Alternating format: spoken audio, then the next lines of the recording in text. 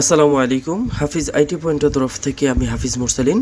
সম্মানিত প্রিয় ভিউয়ার্স, আপনারা দেখতে পাচ্ছেন Xiaomi Redmi 14C একটা ফোনের আমরা এফআরপি লক আনলক করব। সো বিভিন্নভাবে আমি আনলক টুল দিয়ে ট্রাই করেছি, বাট এটাতে আমি আসলে ফলাফল 0 হয়েছে আমার। এখন আমরা চলে গেলাম F64 আলট্রা বক্সে। তো আমরা আইএসপির মাধ্যমে F64 বক্সে কানেকশন দিয়ে নিয়েছি। এখন আমাদের ইউএসবি পোর্টটি আমরা আইডেন্টিফাই করব। তো এটা করার পরে আমরা এখন কানেকশনে দিয়ে দেব কানেক্টেড। F64 সকেট ডিটেক্টেড করেছে, দেখতে পাচ্ছেন আপনারা।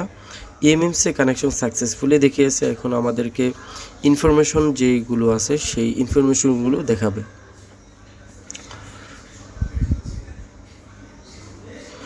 তো আপনারা নিচে দেখতে পাচ্ছেন এফআরপি লক অ্যাক্টিভ আছে। তো পার্টিশনে চলে গেলাম। তারপরে এখানে একেবারে সিম্পল কাজটি Xiaomi Poco Redmi 14C সে মডেলটি দেখালো।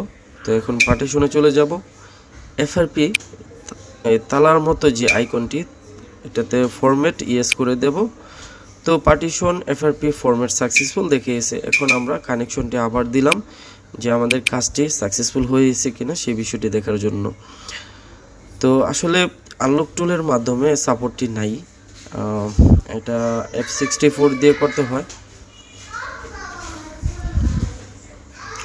এখানে আপনার ইএমএমসি হেলথ রিপোর্ট সব কিছুই দেখতে পাবেন এবং পার্টিশন করা যায় এই F64 এর মাধ্যমে, আপনারা জানেন।